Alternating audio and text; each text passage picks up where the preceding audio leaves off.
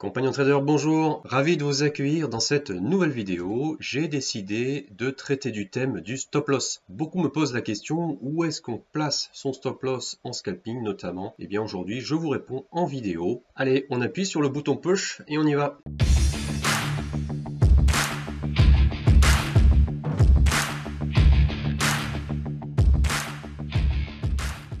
Comme toujours, si la vidéo vous plaît, si les contenus de ma chaîne vous plaisent, n'hésitez pas à vous abonner à ma chaîne, écrire vos commentaires, à liker, à partager la vidéo. Les algorithmes de YouTube aiment les interactions, les likes, les dislikes, les commentaires, les partages. Voilà. Alors, fidèle à ma tradition, je vais commencer par ce petit plan. Tout d'abord, on va se parler de la définition d'un stop loss normal, standard, et du stop loss garanti. Pour ceux qui n'en sont pas encore convaincus, je vais vous expliquer pourquoi le stop loss est indispensable en scalping. Enfin, on va traiter la question qu'on me pose très souvent, c'est Guillaume, où est-ce que tu places ton stop loss? On va faire un petit tour du coup sur les graphiques, je vais vous montrer exactement mes 3 méthodes pour placer son stop loss. Alors qu'est-ce que le stop loss en général? Eh bien, le stop loss, c'est votre filet de sécurité.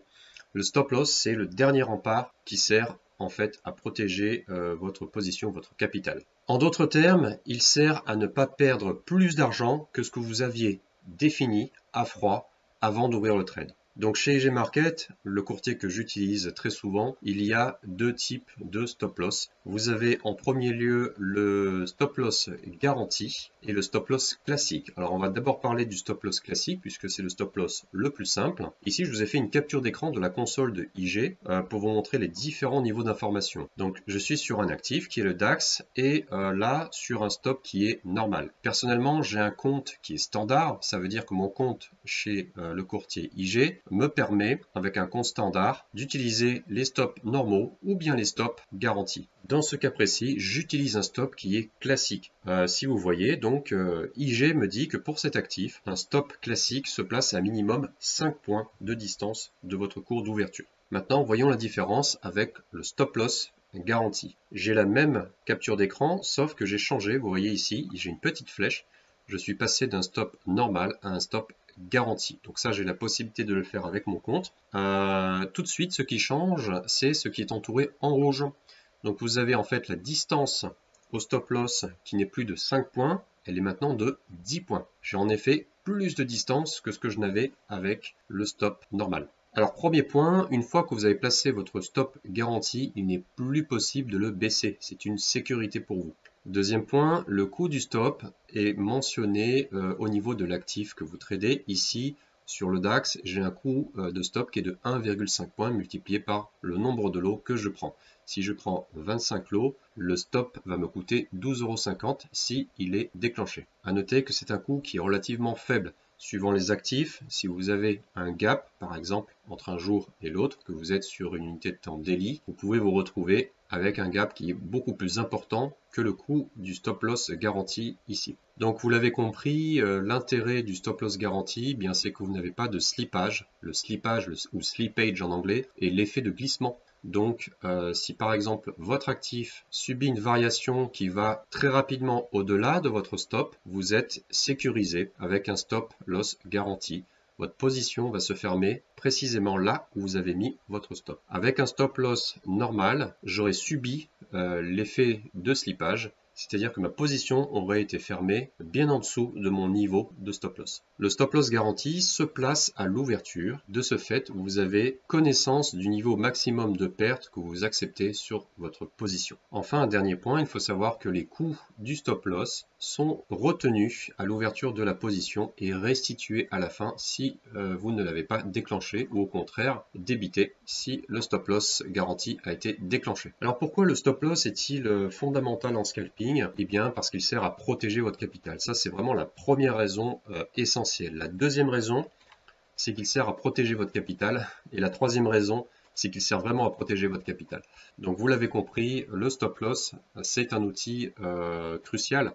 Il y a parfois un débat que j'entends à droite à gauche, est-ce que en scalping, il est utile ou pas de mettre un stop loss dans le système? Pour moi, la réponse est oui. Il faut mettre un stop loss dans le système, surtout quand on débute. Et donc, il faut exactement savoir le positionner au moment où vous ouvrez votre position. Vous savez exactement où est votre niveau de perte. Donc une fois qu'on a dit ça, maintenant on va regarder où est-ce qu'on place son stop. Alors la première technique, c'est de viser en fait la vague précédente. Ce que je veux dire, c'est que si vous cherchez par exemple un achat, vous allez mettre un stop loss au niveau de votre dernier plus bas. Et vice versa, si vous cherchez une vente, vous allez chercher à mettre un stop loss au niveau de votre dernier plus haut. Alors quand je dis le dernier plus haut, je vais vous montrer en fait sur un graphique juste après ce que je veux dire. La deuxième technique, c'est de chercher un support ou une résistance proche. En effet, il y a de grandes probabilités qu'on vienne rebondir sur un support ou une résistance, puisque c'est à ces niveaux-là que le prix s'est arrêté dans le passé, donc il y a une probabilité qu'il vienne également marquer un arrêt sur ce niveau-là, et donc ça peut être un excellent marqueur pour placer votre stop loss. Enfin, la troisième technique, si vous n'avez absolument aucun support, aucune résistance et une situation de range très plate, vous pouvez envisager un stop loss fixe, c'est-à-dire qui va s'exprimer en un certain nombre de points sur les indices ou de pips sur le forex. Ce stop loss doit être calculé en fonction de la volatilité de l'actif. Sur les actifs que vous connaissez, que vous tradez, vous devez savoir à peu près à combien vous allez mettre votre stop loss. Maintenant, on va passer sur les graphiques. Alors voilà, nous sommes sur un actif, c'est le DAX, nous sommes vendredi 7 août, et donc je suis en 1 minute et je vais essayer de placer mon stop loss pour, par exemple ici, un achat. Alors la première technique pour placer le stop loss, eh bien, c'est d'utiliser le dernier creux ou le dernier sommet précédent. Ici en l'occurrence c'est un achat, donc je vais utiliser le dernier creux précédent pour placer mon repère, pour placer mon stop loss. Alors très simple, je vous ai déjà préparé un peu le terrain, j'ai préparé ma ligne pour pas avoir à le faire devant vous. Donc ici mon dernier creux, je suis sur une vague qui est en train de descendre, donc mon dernier creux en fait c'est ici. Voilà, je vais placer en fait le stop loss un petit peu en dessous donc du dernier creux pour m'affranchir des variations qui pourraient être aux alentours de ce niveau-là. Donc là, si je prenais un trade à l'achat, ça n'est pas une technique, je ne vous enseigne pas une méthode en l'occurrence ici, mais à placer un stop loss, je n'ai absolument aucune stratégie là présentement. Par contre, si je devais prendre un trade à l'achat dans ce sens, hop, je vais mettre une flèche, mon stop loss sera donc à ce niveau, ça veut dire, je vais le décaler. Vous comprenez bien, voilà, donc là je vais le mettre à ce niveau et en restant sur cette ligne, voilà, donc je serai à peu près ici. Donc voilà, ça me fait un stop à peu près de 20 points. La deuxième technique, c'est de placer en fait un stop loss sur un niveau de support ou de résistance proche. Alors, la première des choses à faire, c'est de les tracer sur votre graphique. Donc, je vais prendre l'outil rectangle et placer sur ce que je vois, donc sur ce graphique-là, l'ensemble de mes supports et de mes résistances.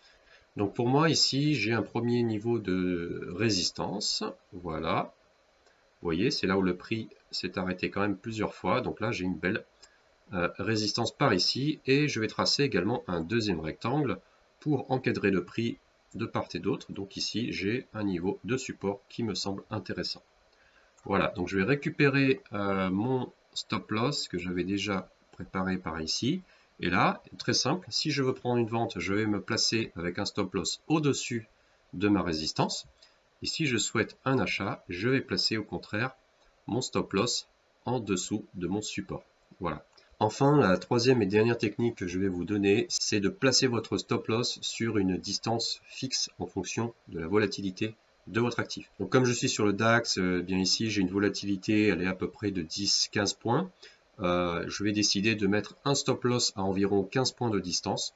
Et donc pour ce faire, je vais utiliser l'outil règle qui est ici. Et je vais me mettre au niveau de l'actif, par exemple, si j'ai envie de prendre un achat pile poil à ce niveau-là. Et je vais venir descendre et compter 15 points. Donc vous voyez, ma variation dans le petit carré jaune tout en haut, le chiffre qui défile, c'est la variation en nombre de points.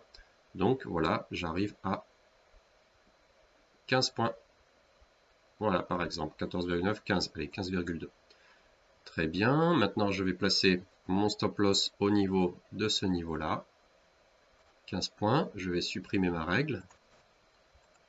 Et voilà, donc là j'ai un stop loss de 15 points. On remarque d'ailleurs qu'on est à peu près sur le même niveau que j'avais mentionné dans les deux techniques précédentes, donc voilà, au niveau de cette bougie-là, et qui est également ici un support commun. Donc ici, j'ai mis 15 points de stop loss pour l'ouverture d'un trade, donc qui aurait été ici par exemple, à l'achat. Voilà, ma vidéo est terminée, j'espère que vous l'avez appréciée. N'hésitez pas à liker, commenter, me poser vos questions, me suggérer également des idées de contenu. Je suis en perpétuelle recherche d'idées de contenu, je traite tous les sujets. Et depuis que vous me recommandez les sujets que je traite, je remarque qu'il y a beaucoup plus d'activité sur la chaîne, ce qui me fait plaisir, j'aime partager. Donc n'hésitez pas, voilà, à écrire en commentaire, à partager mes contenus ou à me poser vos questions. Très bon week-end à toutes et à tous, je vous dis à dans 2 semaines. Et oui, je prends quelques jours de congé pour voyager en Russie et je reviens vers vous d'ici 2 semaines avec un nouveau sujet. En attendant, comme d'habitude, restez bien affûtés sur les marchés financiers. Ciao.